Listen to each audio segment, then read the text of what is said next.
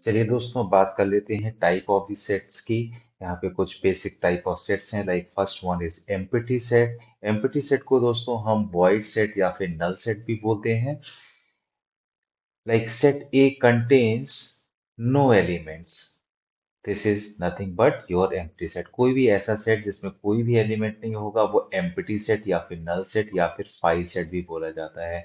इसको हम इस तरीके से भी डिनोट कर सकते हैं, like A equals to phi. तो इसका मतलब ये हुआ कि phi is equals to this notation. ये दोनों एक ही बात होती है। चाहे अगर आपने फाई लिखा हुआ है तो फाई कोई एक एलिमेंट नहीं है, फर्स्ट ऑफ ऑल एक सेट है and that set contains no value. अब बात कर लेते हैं हम फाइनाइट सेट की। फाइनाइट सेट दोस्तों वो सेट होते हैं जिनमें वैल्यूज फाइनाइट होती हैं। For example A 1 2 3। लाइक इस सेट में वैल्यूज नंबर ऑफ एलिमेंट्स हैं आपके 3। Suppose your set B contains A comma B, तो ये भी फाइनाइट सेट की कैटेगरी में आएगा। इसमें ऑब्जेक्ट्स हैं 2। राइट, कोई ऐसा सेट है जिसमें आप काउंट नहीं कर पाएंगे, लाइक इनफाइनाइट नंबर्स अगर हैं, सो ऐसे सेट्स को बोलते हैं हम इनफाइनाइट सेट। और इनफाइनाइट सेट भी दोस्तों दो कैटेगरी में डिवाइड है, that is countable and uncountable. इसके बारे में हम बाद में डिस्कस करेंगे, बट अभी के लिए हम ये जान लेते हैं कि इनफाइनाइट वो सेट्स हैं जिसमें इनफाइनाइट नंबर ऑफ एलिमेंट्स होते हैं, like set of integers, set of natural numbers, set of rational numbers, these all are the infinite set. बात कर लेते हैं दोस्तों इक्वल सेट की। इक्वल सेट का मतलब है इक्वलिटी से। Suppose there are two sets A and B. So you can say these A and B are equal if and only if and only if all elements of A also in B and all elements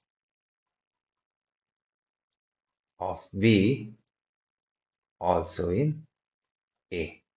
So A के दोस्तों सारे element B में हैं और B के सारे element A में हैं। अगर ऐसा हो रहा है तो दोनों सेट्स हम कह सकते हैं कि वो इक्वल हैं। इस चीज को हम इस तरीके से भी कह सकते हैं, A is a subset of B and B is a subset of A. If this happens, then you can say A and B are equal. चलिए अब बात कर लेते हैं सबसेट की। सो दोस्तों सबसेट भी एक बहुत इंपॉर्टेंट टॉपिक है सेट थ्योरी का। लाइक इसका नोटेशन होता है ये गिरा हुआ U with this equality sign. So A is a subset of B. How you can read this? A is a subset of B. What is the definition of this? This A is a subset of B if and only if every element of A is also an element of B. Means all element of A belongs to B. Right? You can write in this formalized way also. If A is a subset of B, then for all values of x, if x belongs to A, then definitely x belongs to B. If x does not belongs to A, then there is no issue that it belongs to B or not. कोई फर्क नहीं पड़ता कि वो B में है या नहीं है। फॉर एग्जाम्पल यहाँ पे एक सेट A है that containing 1 2 3। यहाँ पे एक सेट है B that containing 1 2 3 4 5। सो इस केस में ए के सारे एलिमेंट लाइक 1 2 3 ये बी में भी मिलेंगे 1 2 3। तो हम कह सकते हैं A is a subset of B. अब बी के पास 4 5 6 या और भी वैल्यूज ज्यादा हो सकती हैं, उससे कोई फर्क नहीं पड़ेगा। पॉइंट सिर्फ इतना है कि ए में जितनी वैल्यूज हैं वो सारी की सारी वैल्यू बी में होनी ही चाहिए। ऐसी कोई भी एक वैल्यू नहीं छूटनी चाहिए जो बी में ना हो। Right, so this is your subset definition. दोस्तों यहाँ से निकल के आते हैं हमारे कुछ दो यूजफुल रूल्स। जैसा मैंने आपको पहले ही बताया कि if A is equal to B, then what happen, A is a subset of B, and this symbol is denoting and, this is conjunction. B is a subset of A. If A is a subset of B and B is a subset of A, then definitely A और B दोनों ही equal set की बात हो रही होगी। For example बात कर लेते हैं, A इक्वल्स टू 1 2 की, B इक्वल्स टू 1 2 की। So as per the definition of A is a subset of B, इसका मतलब क्या है, ए के सारे एलिमेंट बी में होने चाहिए। ए में दो एलिमेंट है, 1 और 2, और वो बी में भी है, तो A is a subset of B. B is a subset of A, B के सारे एलिमेंट ए में होने चाहिए, बी में 1 2 है, ए में भी 1 2 है, तो B is a subset of A. ऐसा तभी पॉसिबल है जब ए और बी इक्वल होंगे। राइट, सिमिलरली ये सेकेंड रूल की बात कर लेते हैं कि अगर A is a subset of B and B is a subset of C, then definitely A is also subset of C. इसको हम समझ सकते हैं वेन डायग्राम से। Suppose this is your set A and this is the subset of B.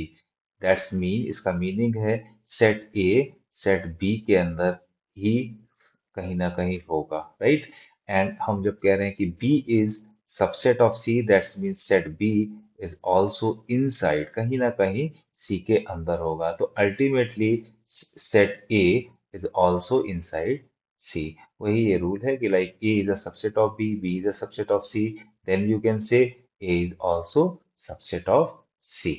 Right? For example, A equals to 1 comma 2, B equals to 1 comma 2 comma 3, C equals to 1 comma 2 comma 3 comma 4। Right, तो इससे हमें क्या समझ में आ रहा है कि A is a subset of, A is a subset of B। क्यों? A में वैल्यूज है 1 and 2, B में है 1 2 and 3। इसका मतलब set A is a subset of B। B में वैल्यूज है 1 2 3 एंड C में वैल्यू है 1 2 3 4। माफ कीजिएगा, दो बार 2 लिख दिया हमने, एक ही बार काउंट होगा because this is set. So C it contains 1 2 3 4, so that's this is showing what B is also subset of C, so ultimately A is a subset of C also। okay, अब बात कर लेते हैं दोस्तों proper subset की। Proper subset में बस subset में एक क्लॉज ऐड हो जाता है। लाइक प्रॉपर सबसेट का जो सिंबल है वो है ये उल्टा यू, गिरा हुआ यू, और इसमें जो इक्वलिटी का साइन है जो कि सबसेट में होता है वो प्रॉपर सबसेट में नहीं होता है। So A is a proper subset of B. कब होगा वो?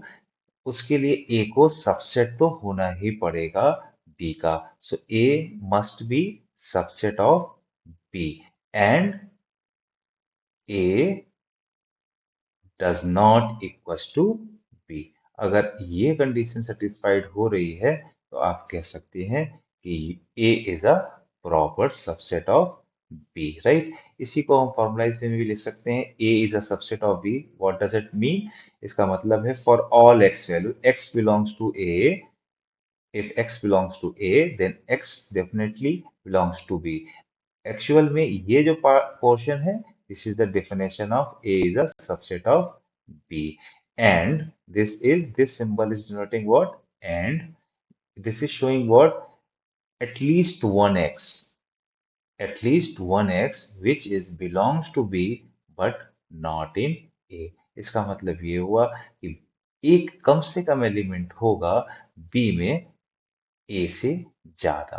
राइट, इसका मतलब ये है एक्स, ए और बी दोनों इक्वल नहीं होंगे। राइट, इसको दूसरे तरीके से भी लिख सकते हैं, like for all X, X belongs to A and X belongs to B, this same part, and then you can say this is not necessary for all x, that is belongs to b, if x belongs to b that is also in xa, This is not true for all x. So that's mean there exists one x, right?